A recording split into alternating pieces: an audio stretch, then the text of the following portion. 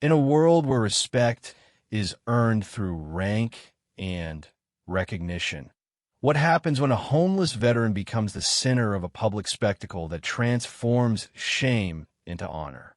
Sometimes the most powerful moments come from the most unlikely places, and sometimes those who appear to have lost everything still carry the greatest treasures within them. This is the story of Marcus Thompson, a man whose darkest hour became his finest moment, witnessed by hundreds and remembered by thousands. Marcus Thompson sat on the cold concrete steps of a city library, watching the morning crowd hurry past him as if he were invisible. His weathered hands clutched a cardboard sign that read, "Homeless Veteran. Anything helps," the black marker already fading from countless rainy days. The irony wasn't lost on him that just 5 years ago, he had been Staff Sergeant Marcus Thompson, leading a platoon of 22 soldiers through the dangerous streets of Afghanistan. The transformation had been gradual, like watching paint peel off a wall. First came the injury during his third deployment, a roadside bomb that left him with a traumatic brain injury and chronic pain that no amount of medication could fully silence. The Army doctors did their best, but the invisible wounds ran deeper than anything they could see on their scans. Sleep became a luxury he couldn't afford, plagued by nightmares that transported him back to the dusty roads where his best friend had died in his arms. When Marcus returned home to Chicago, he expected to find the same city he had left behind. Instead, he found a place where his military experience meant little in the civilian job market. His wife, Sarah, had tried to be understanding at first. She would wake up in the middle of the night to find him sitting in the living room, staring at nothing, his whole body tense, as if expecting an attack at any moment. The man who had once been her rock, her protector, had become someone she barely recognized. The arguments started small, disagreements about money, and his reluctance to seek help. Marcus had always been proud, perhaps too proud. In the military, you solved your own problems or you died. Asking for help was a sign of weakness, and weakness got people killed. But civilian life operated by different rules he couldn't seem to grasp no matter how hard he tried. Sarah had begged him to go to therapy, to visit the VA hospital, to take the medications the doctors prescribed. But every waiting room felt like a trap, every appointment like an admission of defeat. He would sit in those sterile corridors, surrounded by other broken soldiers, and feel the weight of his failure pressing down on his chest until he couldn't breathe. So he stopped going, stopped trying, stopped believing that things could get better. The job interviews became exercises in humiliation. Potential employers would thank him for his service with empty smiles, then find reasons why his skills didn't translate to their needs. He was overqualified for manual labor, but underqualified for management positions. The gap in his resume, the time spent recovering from his injuries, became a black mark that followed him everywhere. One particularly devastating rejection came from a security company where the interviewer, a man who had clearly never worn uniform, told Marcus that his issues made him a liability. The casual dismissal of 15 years of military service, of the medals he had earned, of the lives he had saved, hit him harder than any explosion ever had. He walked out of that office feeling more defeated than he had ever felt on any battlefield. Sarah's patience finally ran out on a cold February evening. Marcus had been drinking again, not heavily, but enough to dull the constant ache in his head and the memories that wouldn't stay buried. She had found him passed out on the couch with the television still on, broadcasting images of the war that had consumed so much of his life. When she woke him up, the look in her eyes told him everything he needed to know before she even spoke. The conversation was surprisingly calm, almost businesslike. She had already contacted a divorce attorney. She had already made arrangements to stay with her sister. She had already given up on the man she had married, the man who had written her love letters from a war zone and promised to come home to her. Marcus didn't fight it. How could he? He barely recognized himself anymore. So how could he expect her to? The divorce proceedings stripped away the last vestiges of his former life. The house they had bought together went to Sarah, along with most of their belongings. Marcus found himself living in a series of increasingly cheaper apartments, each one smaller and more depressing than the last. His disability payments from the military barely covered rent and basic necessities, leaving nothing for the little luxuries that might have made life bearable. The drinking got worse without Sarah there to notice or care. It started as a way to sleep, then became a way to function during the day. Marcus told himself he wasn't an alcoholic, he was medicating. But the bottles multiplied in his apartment, and the hangovers began to merge with the ever-present headaches from his injury until he couldn't tell where one pain ended and another began. His neighbor, an elderly woman named Mrs. Chun, tried to help at first. She would bring him homemade soup and ask if he needed anything from the grocery store. But Marcus had learned to view kindness with suspicion. In his experience, people who wanted to help usually wanted something in return, and he had nothing left to give. Eventually, his cold responses and missed rent payments led to an eviction notice, and Mrs. Chin's concern turned to relief that the troubled veteran would be someone else's problem. The transition from housed to homeless happened faster than Marcus had ever imagined possible. One missed rent payment became 2, then 3. His landlord, a man who had seemed reasonable when Marcus first signed the lease, showed no mercy when it came to business. The eviction process was swift and efficient, leaving Marcus with just enough time to pack what he could carry into a single duffel bag. He spent his first night without shelter in his car, parked in a 24-hour Walmart parking lot. The night was cold, and despite the blankets he had salvaged from his apartment, sleep was impossible. Every sound made him jump. Every pair of headlights that swept across his windshield could have been security telling him to move along. He had gone from protecting his country to being afraid of a parking lot security guard. The car became his home for 3 weeks until it broke down on a busy street, and he couldn't afford the repairs. The tow truck driver was kind enough to let him retrieve his belongings before hauling the vehicle away, but standing on that sidewalk with everything he owned in a single bag, Marcus felt like he had finally hit rock bottom. The homeless shelter was a revelation in human desperation. Men and women from all walks of life crowded into a space that smelled of disinfectant and despair. Marcus met teachers who had lost their jobs, construction workers who had been injured on the job, and veterans from every conflict dating back to Vietnam. The diversity of backgrounds was almost comforting until he realized that none of their previous lives mattered anymore. They were all just homeless now, all equally invisible to the world outside those walls. The rules of the shelter were strict and numerous. No drinking, no fighting, no staying past morning checkout. Marcus followed them religiously, not because he respected the system, but because he couldn't afford to break them. Getting banned from the shelter meant sleeping outside, and winter in Chicago was not forgiving to those without shelter. But even following the rules couldn't protect him from the violence that simmered beneath the surface. One night, a disagreement over a stolen blanket escalated into a fight that left one man hospitalized and several others, including Marcus, banned from the facility. The social worker who delivered the news seemed genuinely sorry, but rules were rules, and Marcus found himself back on the streets with nowhere to go. That first night sleeping outside was the longest of his life. He found a doorway near the library that provided some protection from the wind, but not from the cold that seeped through his clothes and settled into his bones.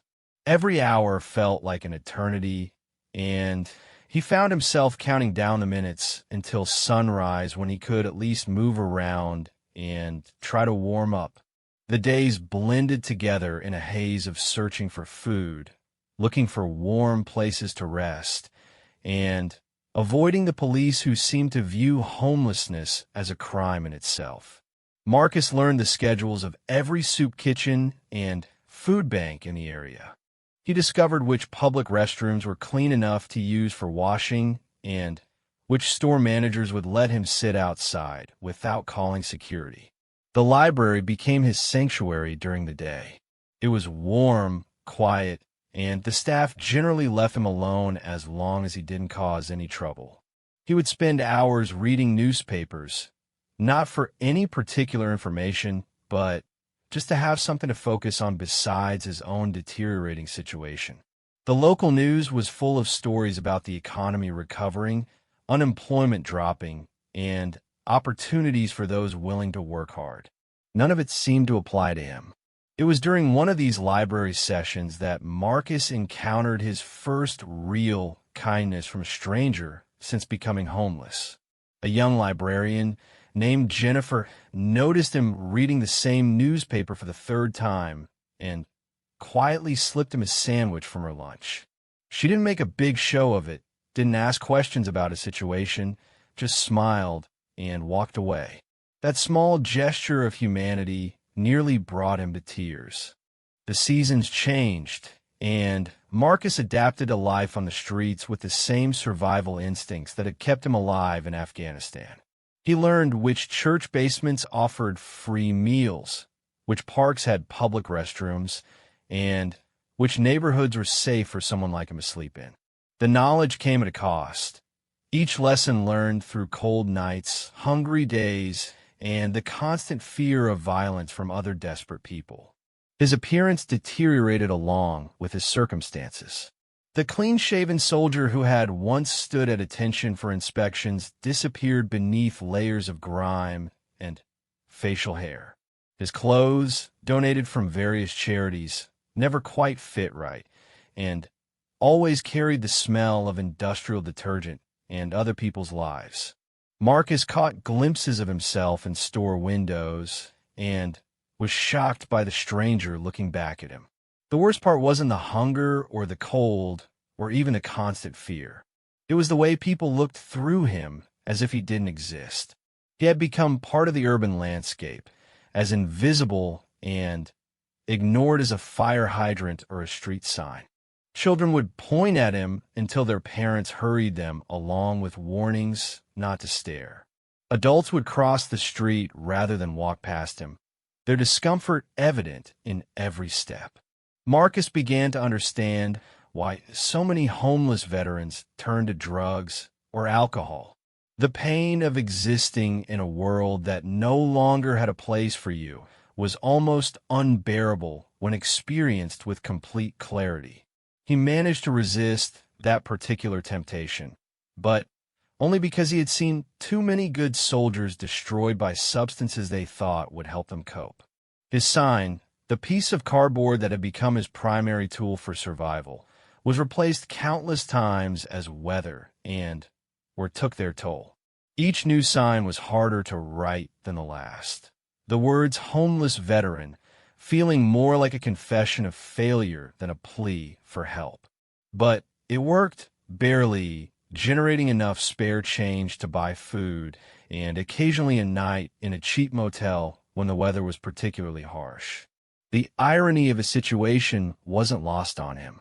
He had volunteered to serve his country, had risked his life repeatedly for people he had never met, and now he was reduced to begging those same people for spare change. The medal he had earned for valor during a firefight that saved 6 soldiers' lives was buried somewhere in his duffel bag, wrapped in an old t-shirt like a shameful secret. Winter returned with a vengeance, bringing temperatures that made simply existing outdoors a constant battle for survival.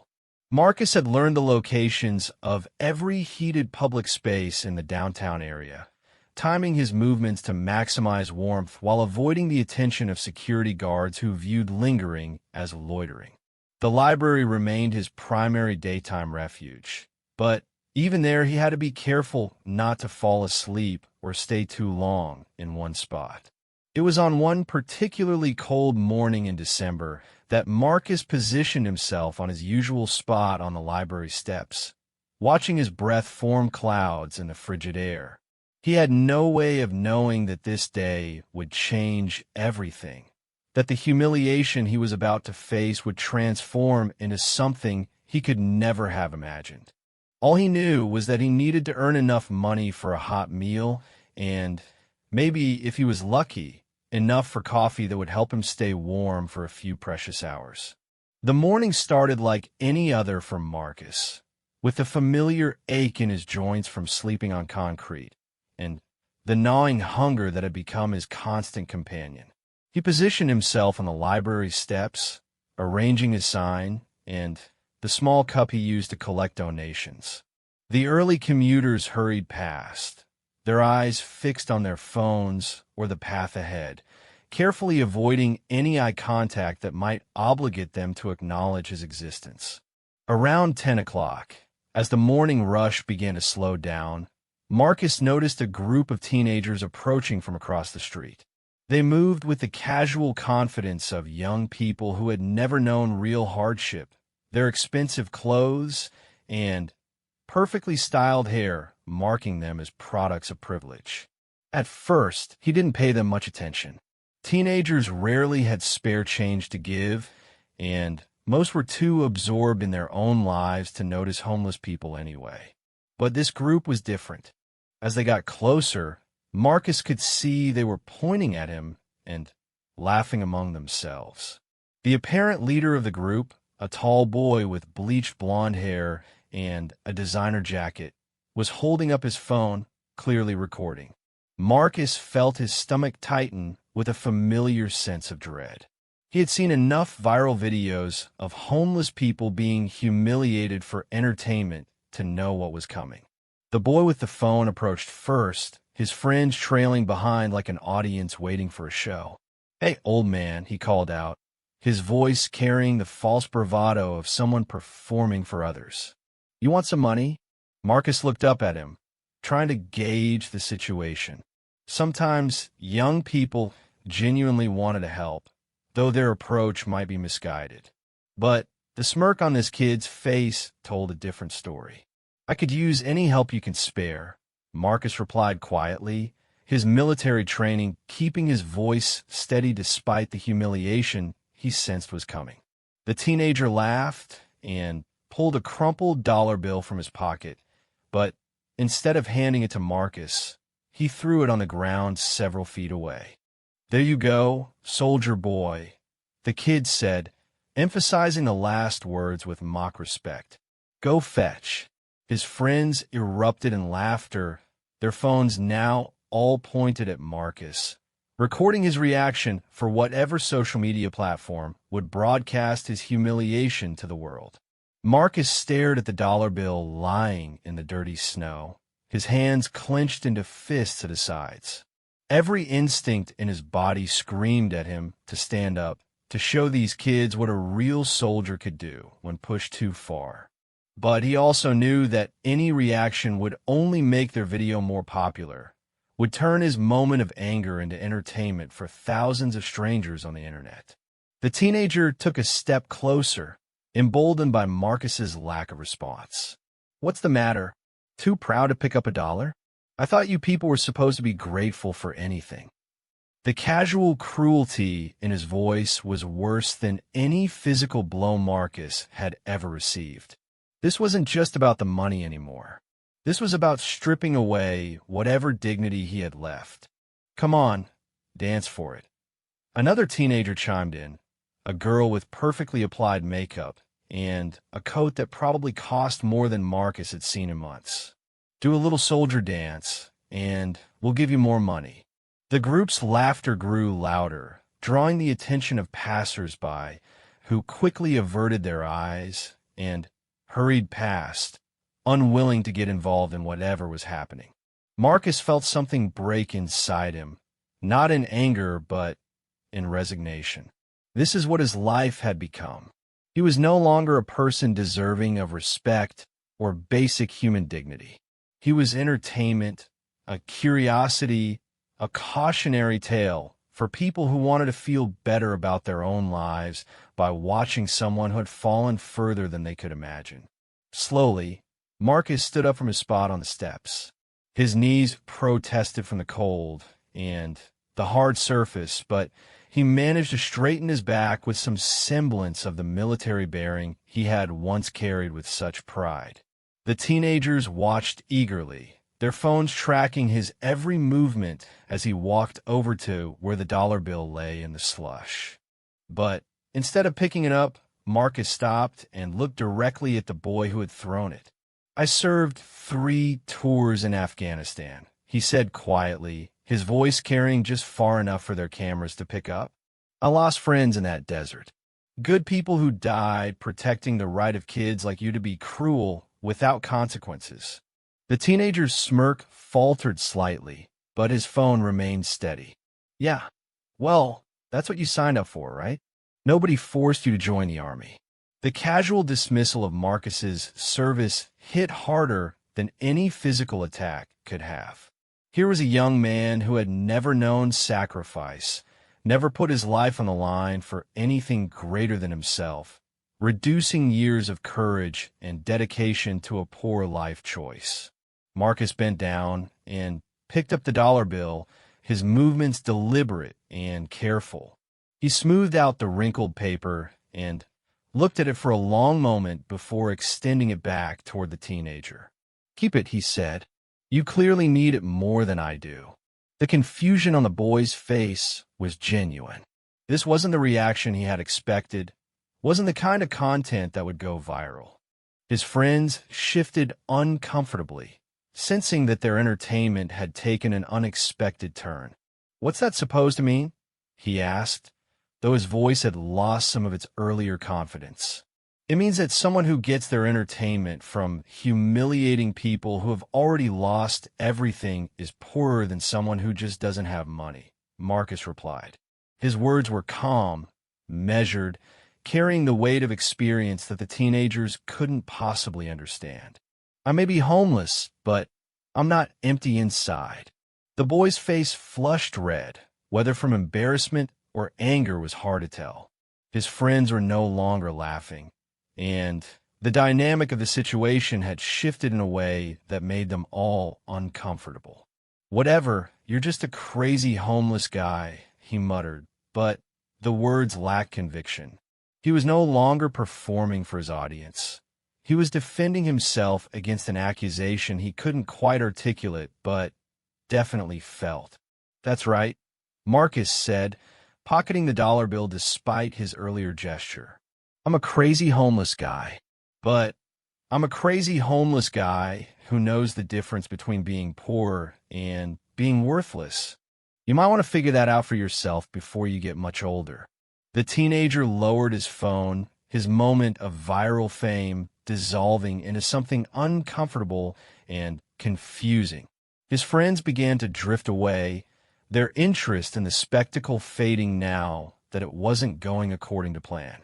The girl who had suggested Marcus dance looked genuinely ashamed, her carefully applied makeup not quite hiding the flush of embarrassment coloring her cheeks. But the damage was already done. Several phones had been recording, and Marcus knew that somewhere in the vast digital universe, his humiliation was already being processed into content. The thought of strangers watching him be degraded for entertainment made his stomach turn, but there was nothing he could do about it now. The internet was forever, and his moment of shame would outlive him. As the teenagers finally walked away, Marcus settled back onto the library steps, his brief moment of defiance leaving him feeling both proud and depleted. A few passers-by had witnessed the exchange, and their expressions ranged from sympathy to disgust to the familiar blank indifference he had grown accustomed to seeing. An elderly woman approached him as he sat back down, her steps careful on the icy sidewalk. She was dressed in a worn but clean coat, and her eyes held the kind of understanding that came from personal experience with hardship. Without saying a word, she placed a $5 bill in his cup and patted his shoulder gently before continuing on her way. The small gesture of kindness after the cruelty he had just experienced nearly broke Marcus's composure. He blinked hard, refusing to let the tears fall where people could see them. Crying would only confirm what those teenagers believed about him, that he was weak, broken, less than human. But the contrast between the woman's simple compassion and the casual cruelty of the young people was almost too much to bear. As the morning wore on, Marcus noticed that word of the incident was spreading in the way that modern humiliation always did. People would glance at him, whisper to their companions, and sometimes point discreetly in his direction.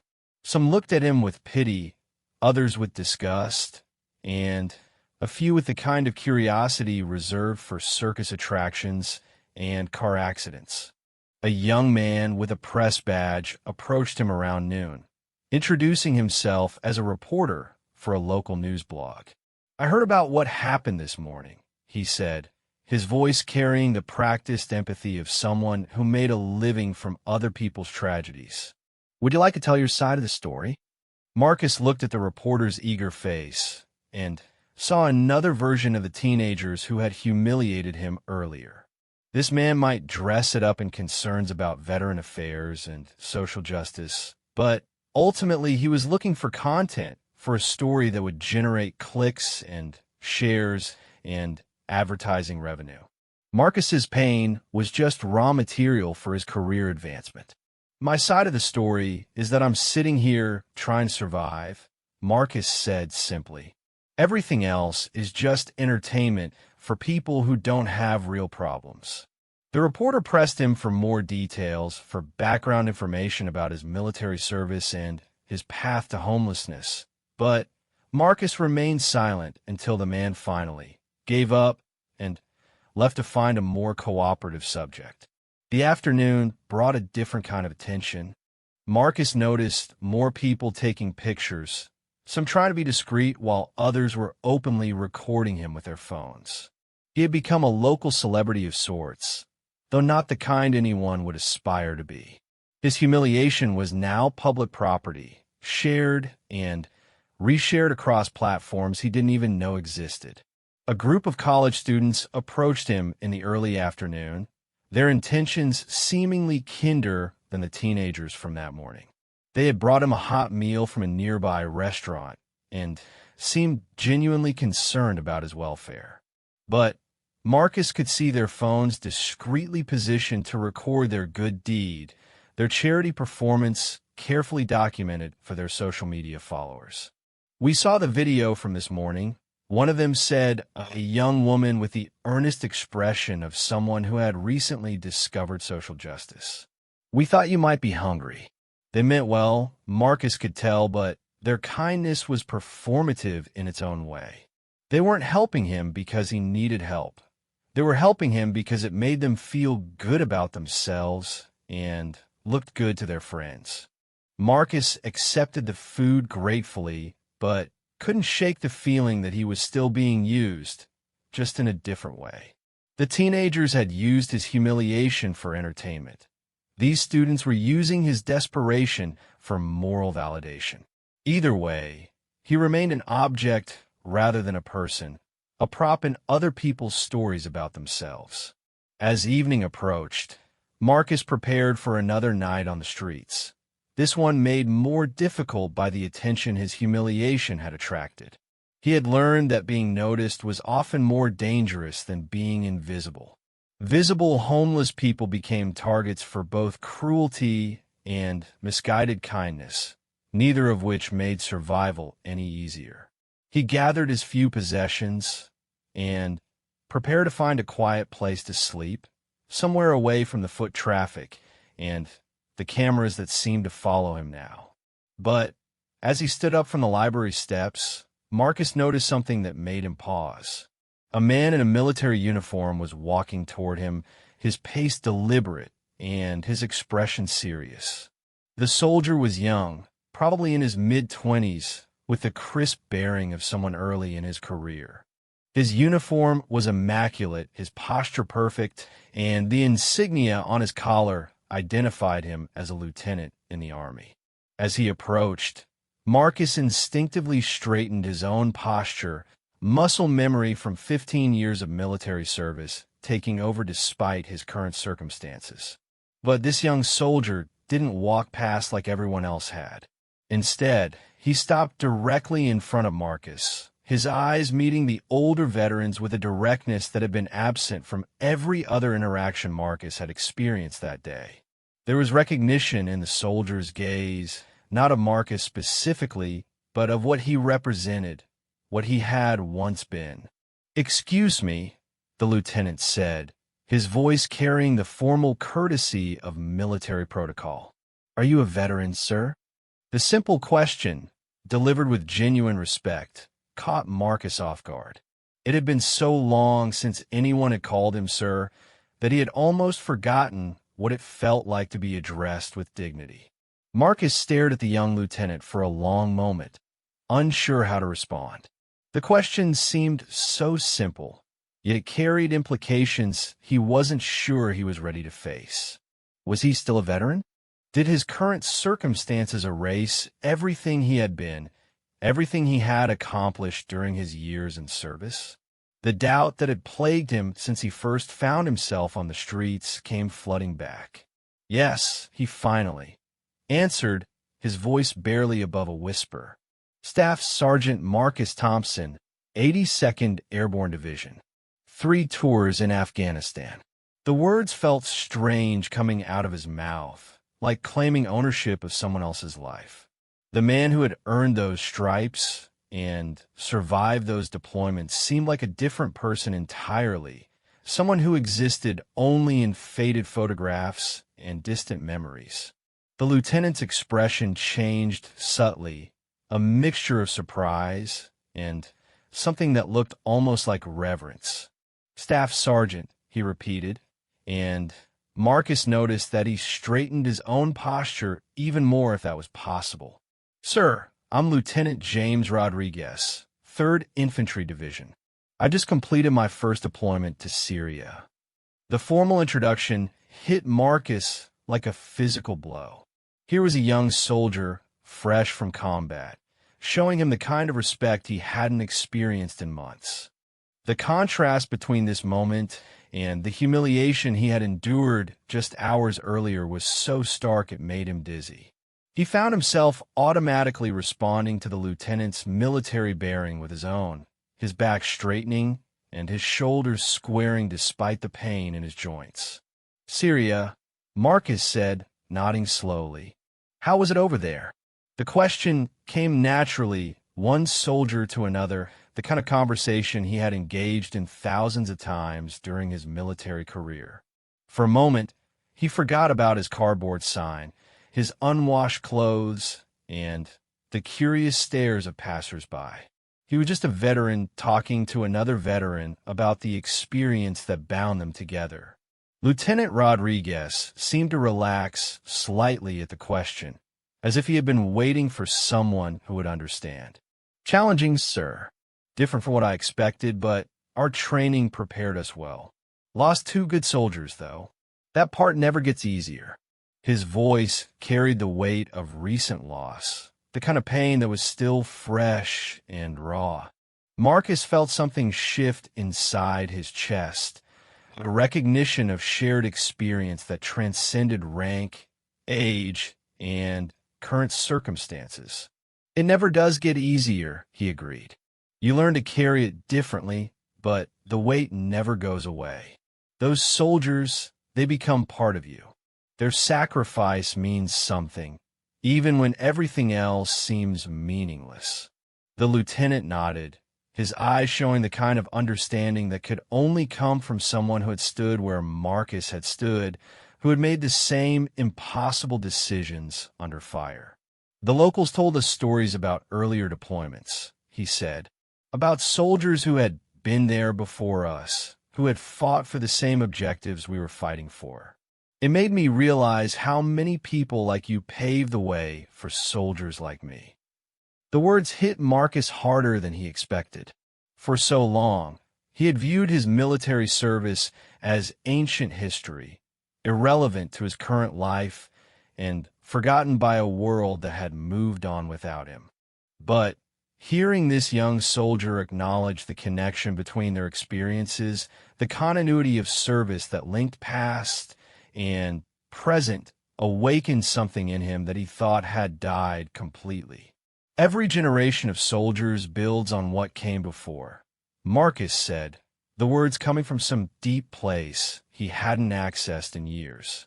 Your mission in Syria matters because of what we did in Afghanistan, and what we did matter because of what the soldiers before us did in Iraq, and so on back through every conflict this nation has fought. Service doesn't end when you take off the uniform. Lieutenant Rodriguez looked around at the busy street, taking in the scene of Marcus's current situation with careful eyes.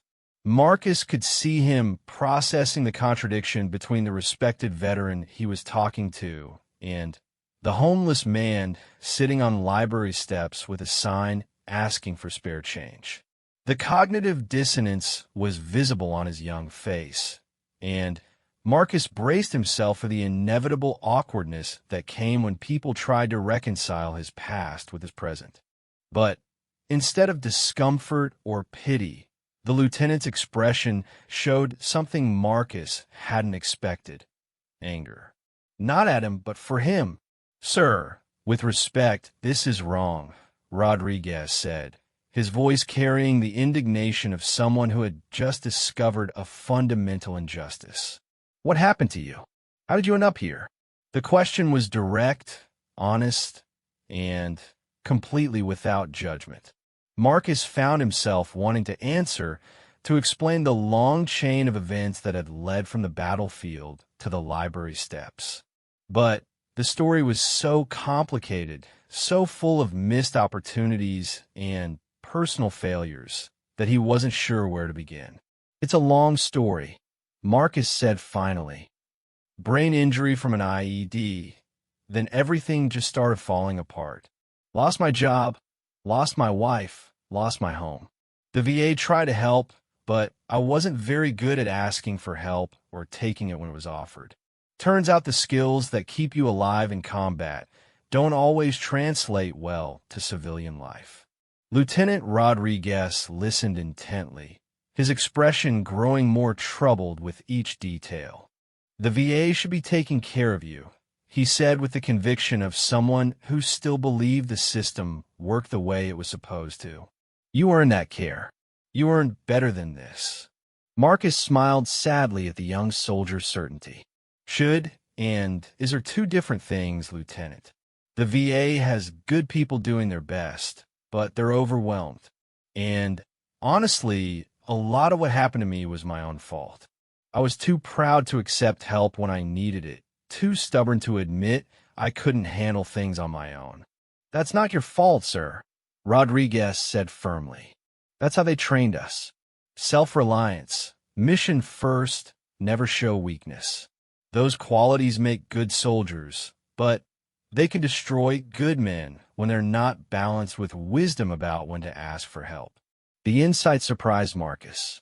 This young lieutenant understood something that had taken Marcus years to figure out, and he had learned it early enough in his career to potentially avoid the mistakes that had derailed so many veterans. "You're smart," Marcus said. "Smarter than I was at your age. Hold on to that wisdom." Their conversation was interrupted by a growing commotion across the street. Marcus looked up to see a crowd gathering, phones being raised, and the unmistakable energy of something significant happening. At first, he thought it might be an accident or some kind of emergency, but then he heard his name being mentioned among the voices. "That's him," someone was saying. "That's the homeless veteran from the video." The humiliation from earlier that morning came rushing back as Marcus realized that his encounter with the cruel teenagers had spread further than he had imagined. People were actually seeking him out now, treating him like some kind of tourist attraction. Lieutenant Rodriguez noticed the attention they were attracting and stepped slightly closer to Marcus, his posture becoming more protective. "Sir, what's that about?" he asked, his military instincts clearly activated by the approaching crowd. Marcus sighed heavily. "Some teenagers thought it would be fun to humiliate me this morning. Record me being degraded for their social media. Looks like it worked better than they expected." He gestured toward the growing crowd of onlookers, some of whom were already taking pictures of him talking to the uniformed soldier. The lieutenant's jaw tightened visibly. "They recorded you being humiliated?" His voice carried the kind of controlled anger that Marcus recognized from soldiers who were working very hard to maintain their discipline in the face of injustice. "It's not the first time," Marcus said, trying to sound more resigned than bitter. "When you're homeless, you become public property. Everyone thinks they have the right to film you, photograph you, use your situation for their own purposes. Whether it's cruel kids looking for entertainment or well-meaning college students documenting their charity work, you stop being a person and become content." Lieutenant Rodriguez looked at the approaching crowd with obvious distaste. "This is disgraceful," he said. "You served your country with honor, and now people treat you like a spectacle." His indignation was genuine and touching, but Marcus had long since learned not to expect the world to share a soldier's sense of honor. "It's just how things are," Marcus said. "People don't see veterans like us. They see problems to be solved, or entertainment to be consumed, or feel-good stories to share. But they don't see us as individuals who serve something bigger than ourselves." The crowd was getting closer now, and Marcus could hear fragments of conversation that made his skin crawl. People were discussing him as if he wasn't there, debating whether he was really a veteran or just claiming to be one for sympathy.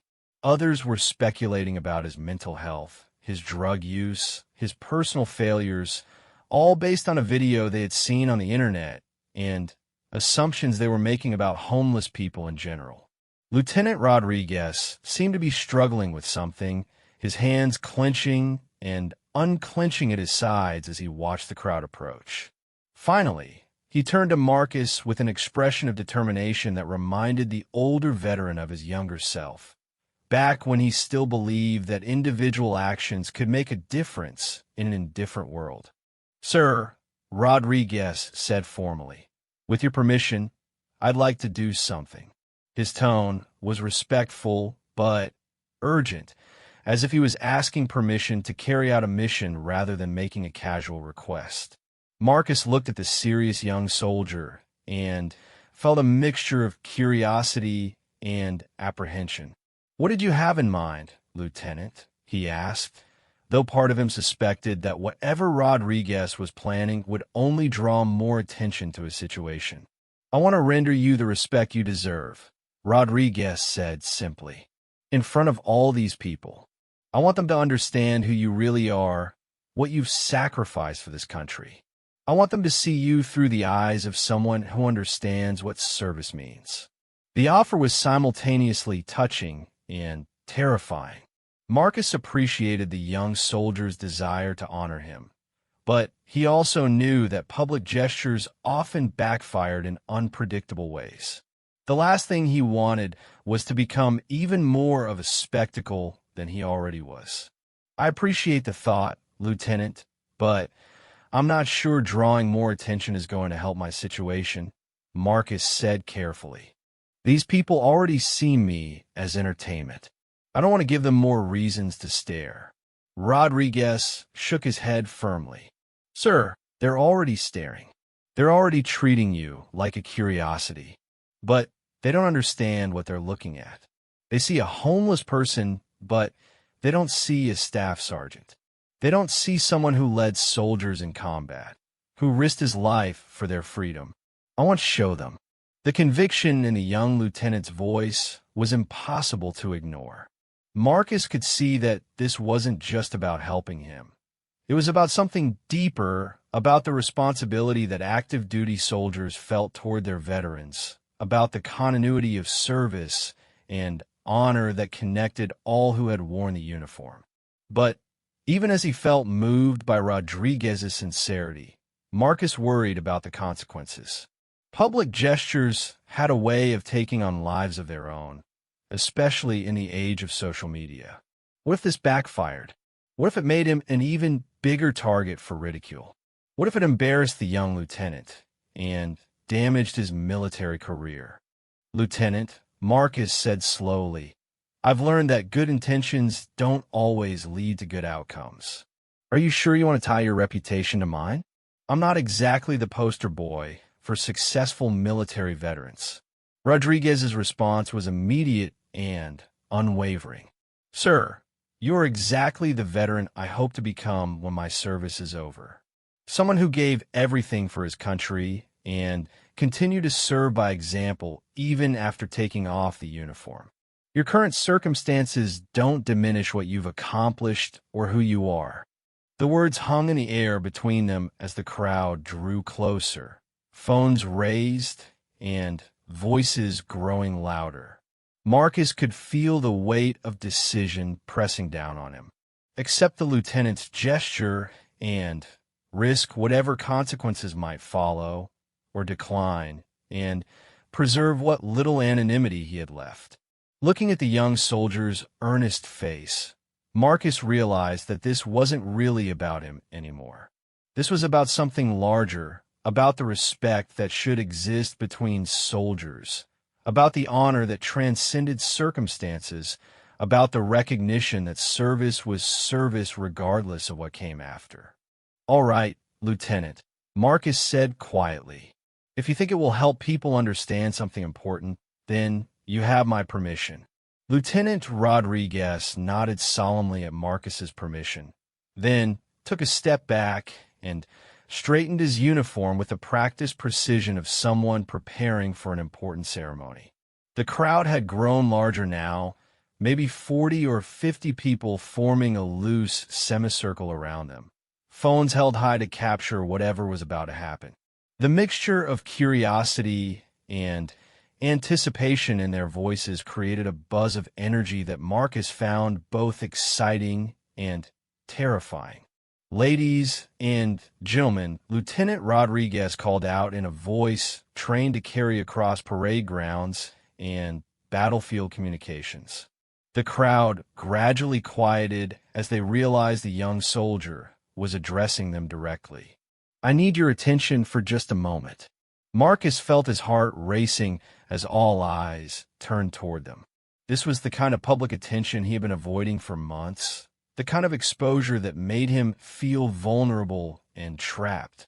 But there was something about the lieutenant's bearing, his absolute confidence in what he was about to do, that gave Marcus strength to stand tall despite his discomfort. "My name is Lieutenant James Rodriguez, United States Army," the young soldier continued, his voice carrying clearly across the gathered crowd. "I just returned from a deployment in Syria, where I had the honor of serving alongside some of the finest soldiers this country has ever produced. But before I could serve, before I could even dream of being worthy to wear this uniform, soldiers like the man standing next to me paved the way." The crowd was completely silent now, sensing that they were about to witness something significant. Marcus could see confusion on many faces as people tried to reconcile the formal introduction with the homeless veteran they had come to gawk at. Some lowered their phones, caught up in the gravity of the lieutenant's words. "This is Staff Sergeant Marcus Thompson," Rodriguez announced, his voice carrying the same respect he would use when introducing a commanding officer. 82nd Airborne Division, 3 combat deployments to Afghanistan. He led soldiers in battle, saved lives under fire, and served his country with the kind of courage and dedication that kept America safe while most of us slept peacefully in our beds. Marcus felt tears forming in his eyes, despite his efforts to maintain composure. It had been so long since anyone had spoken about his service with respect, since anyone had acknowledged the person he had been before his fall from grace. The lieutenant's words were giving him back a piece of himself that he thought was lost forever.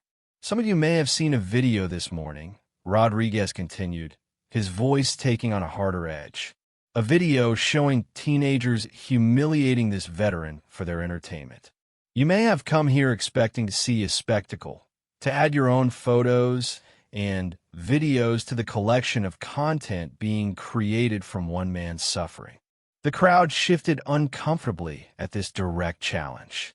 Marcus could see shame on some faces, defiance on others, but all were listening intently to what the lieutenant had to say. "But I want you to understand something," Rodriguez said, his voice rising with passion. "The man you're looking at isn't a curiosity or a cautionary tale or a feel-good charity case. He's a warrior who answered his country's call when it mattered most. He's someone who stood between you and danger when you didn't even know danger existed. He's a hero who deserves your respect, not your pity, and certainly not your ridicule." Marcus watched the faces in the crowd as the lieutenant's words sank in. He could see the shift happening in real time, the way people's expressions changed as they began to process what they were actually looking at.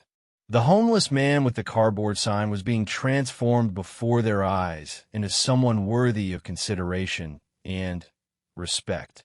Staff Sergeant Thompson represents something this country seems to have forgotten, Rodriguez continued. He represents sacrifice. He represents commitment to something greater than himself. He represents the warrior spirit that has defended this nation through every crisis and conflict since its founding. His current circumstances don't diminish that legacy. They make it more remarkable. The lieutenant paused, looking around the crowd with the kind of commanding presence that demanded attention. Every person wearing an American uniform today owes a debt to veterans like Staff Sergeant Thompson. Every freedom we enjoy, every peaceful night's sleep we take for granted exists because men and women like him chose to serve something bigger than their own comfort and safety. Marcus felt the weight of the lieutenant's words settling over the crowd like a blanket. The energy had shifted completely from curiosity and entertainment to something approaching reverence. People were no longer holding up phones to record a spectacle. They were witnessing something that felt sacred and important. In the military, we have traditions that honor service and sacrifice, Rodriguez said, his voice taking on the formal tone of ceremony. These traditions remind us that rank and circumstances are temporary, but honor and sacrifice are eternal. Today, I want to observe one of those traditions. The lieutenant turned to face Marcus directly, his posture becoming even more rigid and formal. Marcus instinctively responded, straightening his own back and squaring his shoulders despite the pain in his joints and the emotional turmoil churning in his chest. "Staff Sergeant Thompson," Rodriguez said in a voice that carried across the entire gathered crowd, "by the authority vested in me as a commissioned officer in the United States Army, and in recognition of your service to this nation, I hereby render you the honors you have earned." What happened next would be replayed millions of times across social media platforms around the world. But for Marcus, it felt like time had stopped completely. Lieutenant Rodriguez brought his right hand up in the crispest, most perfect military salute Marcus had ever seen. His back was ramrod straight, his eyes focused directly on Marcus's face, his expression showing the kind of respect usually reserved for the highest-ranking officers. The silence that fell over the crowd was complete and profound. Even the traffic noise from the nearby street seemed to fade away as everyone present realized they were witnessing something extraordinary. This wasn't a photo opportunity or a publicity stunt. This was one soldier honoring another with the most fundamental gesture of military respect. For Marcus, receiving that salute was like being struck by lightning. Every muscle memory from 15 years of military service activated at once. His own right hand snapped up to his temple in an answering salute that was every bit as crisp and precise as the lieutenant's, despite his civilian clothes and his circumstances. For that moment, he wasn't a homeless veteran begging for change. He was Staff Sergeant Marcus Thompson, 82nd Airborne Division, returning the respectful greeting of a fellow soldier. The two men held their salutes for what felt like an eternity, but was probably only 10 or 15 seconds. In that time, Marcus felt something fundamental shift inside him. The shame that had been eating at him for months began to crack and crumble. The voice in his head that constantly reminded him of his failures was silenced by the undeniable evidence of his worth standing right in front of him. When they finally lowered their hands, the crowd erupted in spontaneous applause. But it wasn't the kind of excited clapping that accompanies entertainment. It was the respectful applause of people who had just witnessed something they recognized as important, even if they didn't fully understand it. Marcus felt tears streaming down his face, but for the first time in months, they weren't tears of frustration or despair. These were tears of recognition, of gratitude, of a dignity being restored that he had thought was lost forever.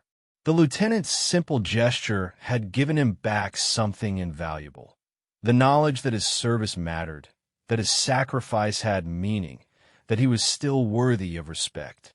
Lieutenant Rodriguez stepped forward and extended his hand. "It has been an honor to meet you, Staff Sergeant," he said formally. "Thank you for your service, and thank you for paving the way for soldiers like me." Marcus gripped the young man's hand firmly, feeling the strength and certainty that flowed from someone who still believed in the mission, who still carried the idealism that Marcus had once possessed. "The honor is mine, Lieutenant," he replied, his voice steady despite his emotional state. "Keep taking care of your soldiers. They're lucky to have you." As they shook hands, Marcus became aware that the crowd around them had changed completely. Where there had been curiosity and entertainment-seeking before, now there was something approaching reverence. People were looking at him differently, seeing him as Lieutenant Rodriguez had asked them to see him. Not as a homeless person who happened to be a veteran, but as a veteran whose current circumstances didn't define his worth. An elderly man in the crowd stepped forward, removing his baseball cap as he approached.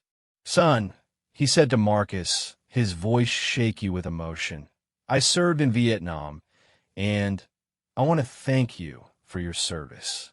He extended a weathered hand that Marcus shook gratefully, recognizing the shared understanding that passed between veterans regardless of which war they had fought. A middle-aged woman came next, her eyes red with tears. "My brother served in Iraq," she said. "He came home different too. I never understood what he went through, but watching this, I think I understand better now. Thank you for helping me see." One by one, people from the crowd approached Marcus. Some were veterans themselves, some were family members of service members, and some were simply citizens who had been moved by what they had witnessed. Each interaction was brief, but meaningful, a moment of connection that acknowledged his service and his humanity. A young man who had been recording on his phone approached with obvious nervousness. "Sir," he said to Marcus, "I posted some of the video from this morning online, the one with those kids. I want to take it down. This is more important. This is what people should see." Marcus considered this for a moment. "Keep it up," he said finally. "But maybe add this part too. Let people see the whole story, not just the ugly part." The young man nodded eagerly and immediately began editing his footage to include the ceremony he had just witnessed. As the crowd gradually dispersed, many people stopped to leave money in Marcus's cup or to offer him food, but the dynamic had changed completely. They weren't giving to a homeless person out of pity. They were offering support to a veteran out of respect and gratitude. The difference in their attitudes and his own feelings about accepting help was profound. A woman in an expensive coat approached with a business card.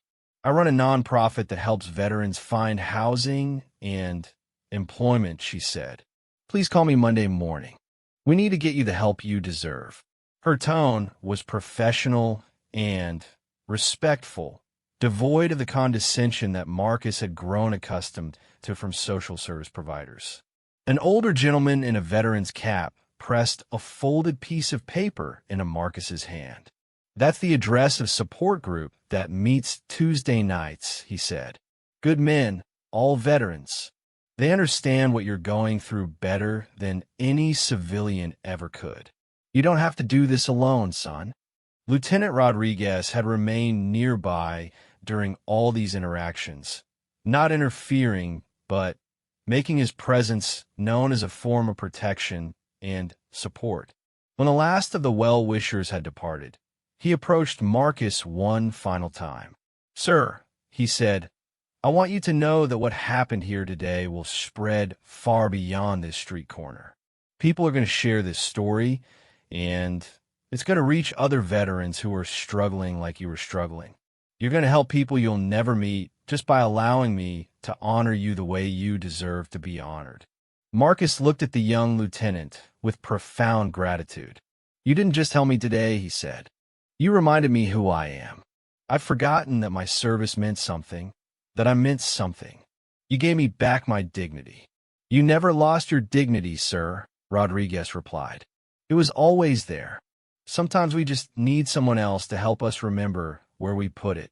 As the lieutenant prepared to leave, Marcus felt compelled to offer some advice to this remarkable young soldier who had changed his life with a simple gesture.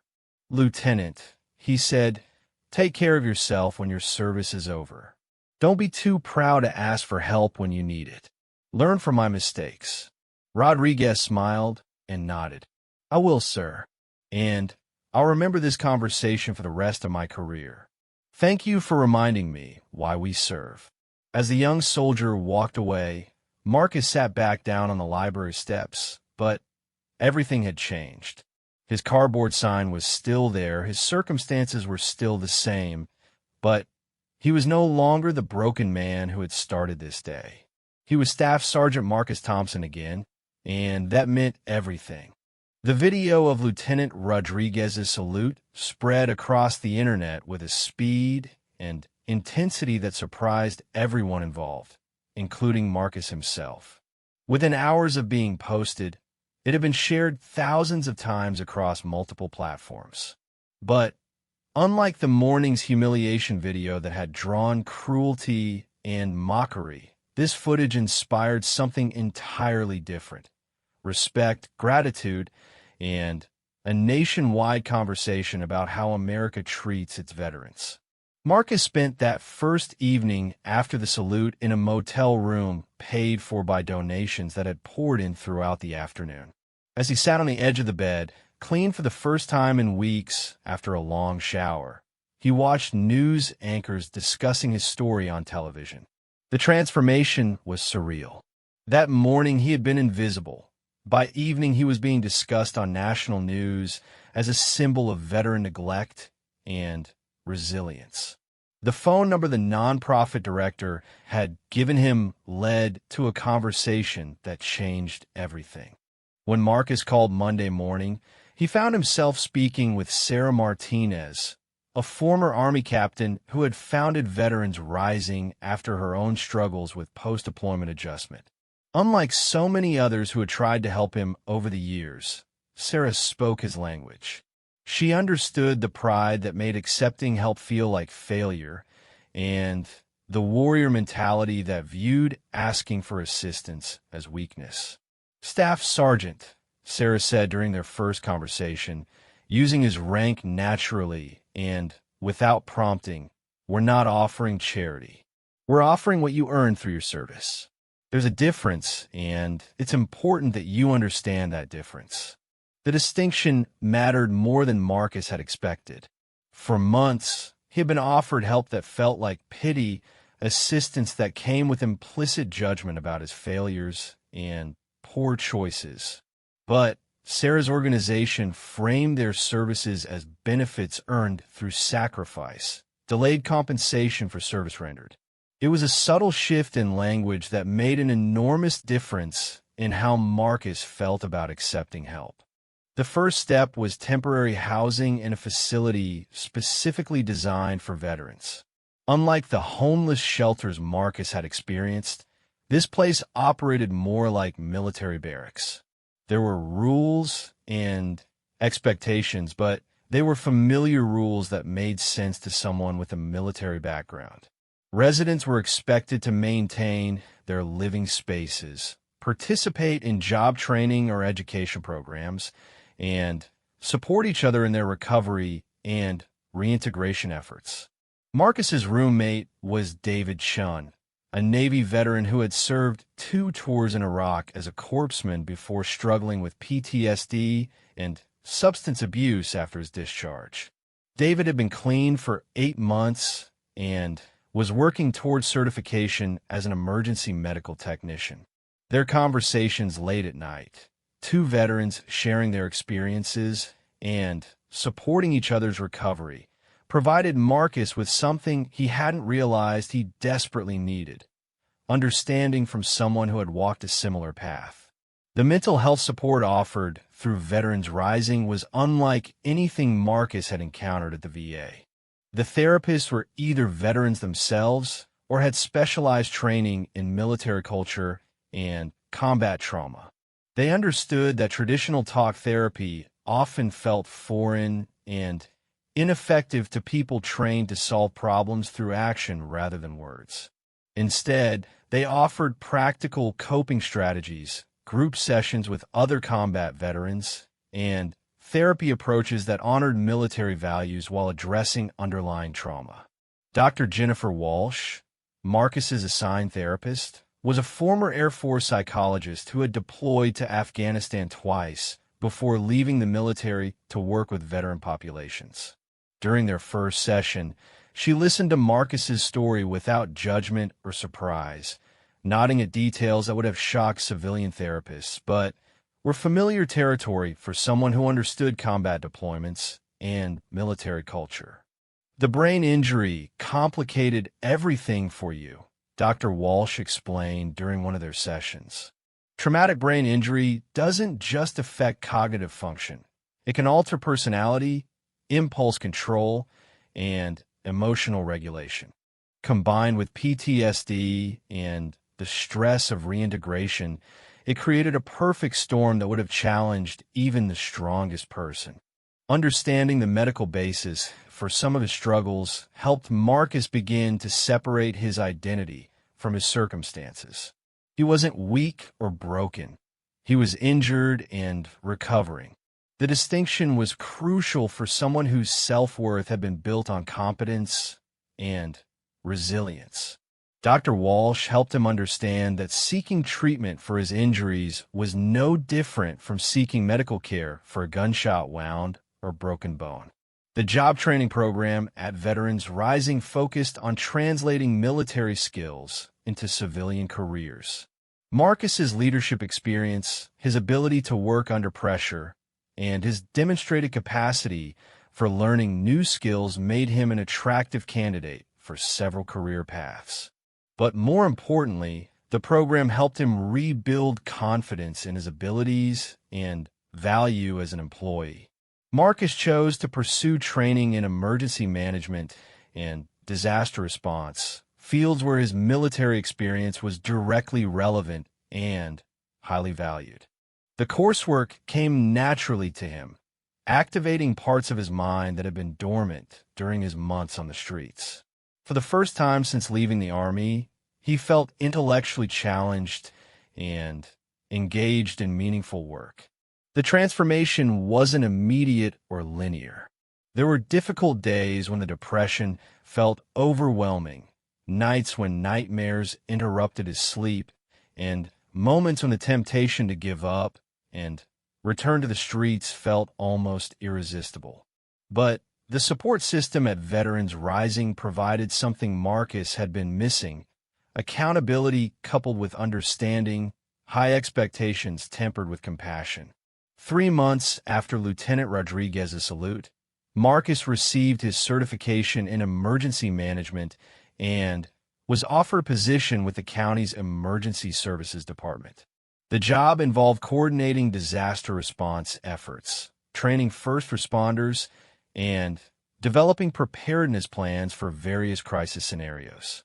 It was work that felt meaningful and important, work that utilized skills he had developed during years of military service. His first day on the job brought a surprise that reminded him how far his story had traveled. His supervisor, County Emergency Management Director Patricia Williams, greeted him with a warm handshake and a knowing smile. Staff Sergeant Thompson, she said, "I've been following your story since that video went viral. We're honored to have someone with your background and experience joining our team." The video of Lieutenant Rodriguez's salute had indeed reached far beyond that initial crowd gathered outside the library. It had been viewed millions of times and shared by veterans organizations, military support groups, and advocacy organizations across the country. More importantly, it had inspired similar gestures of respect and support for homeless veterans in dozens of cities. Marcus began receiving messages from veterans around the country who had seen the video and been motivated to seek help for their own struggles. Some wrote to thank him for showing that recovery was possible, others to share their own stories of homelessness and redemption. The correspondence reminded him that his experience, as painful as it had been, could serve a purpose greater than his own recovery. Lieutenant Rodriguez stayed in touch, sending occasional messages updating Marcus on his military career and sharing how the viral video had affected his own life. The young officer had been recognized for his compassionate leadership and was being considered for accelerated promotion. More importantly, he had become an advocate within the military for better veteran transition support and mental health resources. "Sir," Rodriguez wrote in one of his messages, "that moment on the library steps changed my understanding of what military service really means. It's not just about what we do while wearing the uniform. It's about how we take care of each other long after the uniform comes off. You taught me that lesson, and I carry it with me every day." The relationship with his ex-wife, Sarah, remained complicated, but Marcus's recovery allowed them to have honest conversation for the first time since their divorce. She had remarried and built a new life, but she expressed genuine happiness about his recovery and admitted that she had felt guilty about abandoning him during his darkest period. "I didn't understand what you were going through," she told him during one of their phone conversations. "I thought you were choosing not to get better, choosing the drinking and the isolation. I know now that wasn't fair. You were sick, and I treated you like you were just being stubborn." Marcus found that he could forgive her, and more importantly, he could forgive himself. The guilt and shame that had driven him deeper into despair began to lift as he understood that his homelessness hadn't been a moral failure, but the result of untreated injuries and inadequate support systems. A year after the salute, Marcus was asked to speak at a Veterans Day ceremony at the same library where Lieutenant Rodriguez had found him. Standing at a podium in front of hundreds of people, wearing a new suit and speaking as a county employee rather than a homeless veteran, he reflected on the journey that had brought him to this moment. "A year ago, I sat on these very steps believing that my life was over, that my service meant nothing, and that I had nothing left to offer the world," he told the gathered crowd. "I was wrong about all of those things, but I needed someone else to remind me of my worth before I could see it myself." He spoke about the importance of community support for veterans, the need for mental health resources that understood military culture, and the power of simple gestures of respect and recognition. But most importantly, he spoke about hope and the possibility of redemption even in the darkest circumstances. Lieutenant Rodriguez's salute didn't just honor my service, Marcus concluded. It reminded me that service doesn't end when you take off the uniform. It reminded me that I still had something to contribute, that my experiences, even the painful ones, could help other people. That young officer gave me back my sense of purpose, and I've spent every day since then trying to live up to the respect he showed me. In the audience, Marcus spotted several familiar faces. Dr. Walsh was there, as were Sarah Martinez and several other veterans he had met through the recovery program. David Chin sat in the front row, now working as an EMT and 6 months away from completing his nursing degree. The support network that had helped Marcus rebuild his life was there to witness how far he had come. After the ceremony, a young veteran approached Marcus with a story that had become increasingly common. He had been struggling with PTSD and unemployment, feeling disconnected from civilian society, and considering giving up hope entirely. Then, he had seen the viral video of Marcus receiving Lieutenant Rodriguez's salute, and it had inspired him to seek help. Seeing what happened to you, seeing how you came back from that, it made me realize that maybe I wasn't finished either, the young veteran said. Maybe my story wasn't over. Maybe I just needed to find a different chapter. These conversations happened regularly now, as Marcus had become an informal advocate for veteran services in his community. His story served as proof that recovery was possible, that circumstances didn't define character, and that society had an obligation to support those who had served. Marcus often thought about the teenagers who had humiliated him that cold December morning, wondering if they had learned anything from the aftermath of their cruelty. The original video of their harassment had been largely forgotten, overshadowed by the more powerful story of respect and redemption that followed. He hoped they had seen how their actions had contributed to something larger, how their moment of cruelty had inadvertently led to a conversation about dignity and service that reached millions of people. Lieutenant Rodriguez visited whenever his military duties brought him through town, and their friendship had deepened beyond the initial moment of recognition.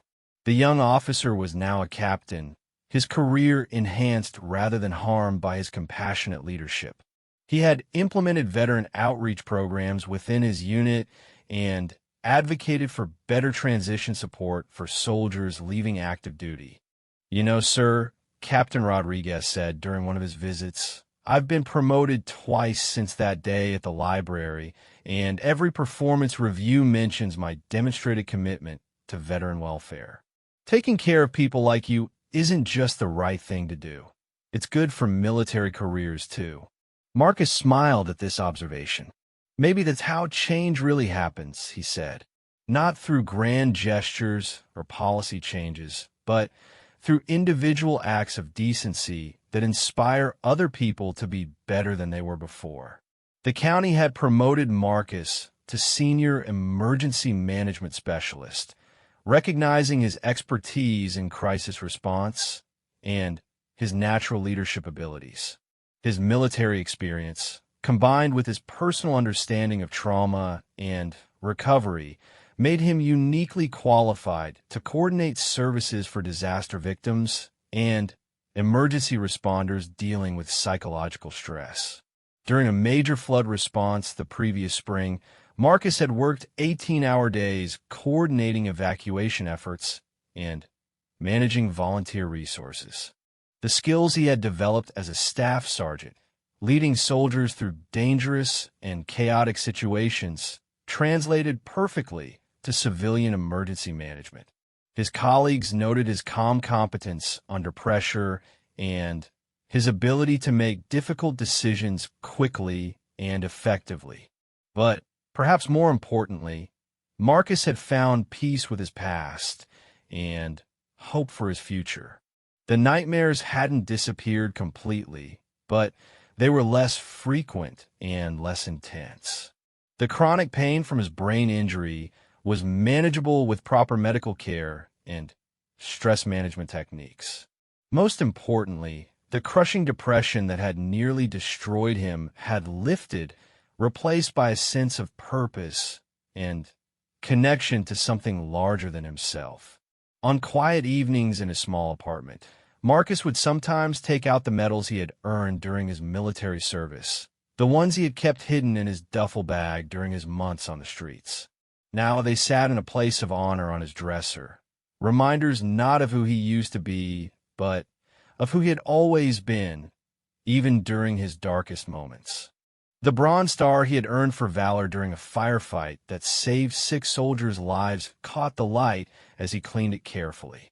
The medal represented a moment when he had been at his best, when his training and courage had made the difference between life and death for his fellow soldiers. That moment of heroism hadn't been erased by his subsequent struggles. It had simply been forgotten temporarily, buried under layers of pain and shame that had nothing to do with his fundamental character. Lieutenant Rodriguez's salute had been more than a gesture of respect. It had been an act of recognition that connected Marcus's past to his present and future. It had reminded him that service was not something you did once and then forgot about. It was something that became part of who you were forever. His homelessness had been a chapter in his story, but it wasn't the end of the story. As Marcus prepared for bed each night in his comfortable apartment, he thought about the other veterans who were still struggling, still living on the streets, still believing that their stories were over. His experience had taught him that redemption was possible even in the most hopeless circumstances, but it required 2 things: internal courage to accept help and change, and external support from people who understood that circumstances didn't define worth. The viral video had generated hundreds of thousands of dollars in donations to veterans organizations, funding that would provide housing, mental health services, and job training to thousands of veterans across the country. Marcus's humiliation and subsequent redemption had become a catalyst for helping others who found themselves in similar circumstances. Every morning, Marcus put on his county emergency management uniform with the same pride he had once felt wearing Army fatigues. The work was different, but the mission was the same: serving something greater than himself, protecting others from harm, and making sure that no one had to face crisis alone. It was the kind of work that gave meaning to his experiences, both the triumphs and the struggles. The story that had begun with teenagers recording his humiliation for entertainment had evolved into something much larger and more important. It had become a testament to the power of respect, the possibility of redemption, and the obligation that society had to care for those who had sacrificed for its protection. Most importantly, it had reminded everyone who saw it that dignity was not dependent on circumstances, that service was not erased by struggle, and that sometimes the most powerful moments came from the simplest gestures of human decency. Marcus Thompson was no longer the homeless veteran begging for change on library steps. He was Staff Sergeant Marcus Thompson, County Emergency Management Specialist, advocate for veteran services, and living proof that no one's story is over until they decide it's over. Lieutenant Rodriguez's salute hadn't just honored his past service. It had given him permission to continue serving in new ways, to turn his painful experiences into tools for helping others, and to remember that once a soldier, always a soldier, regardless of the uniform you wear or the circumstances you face.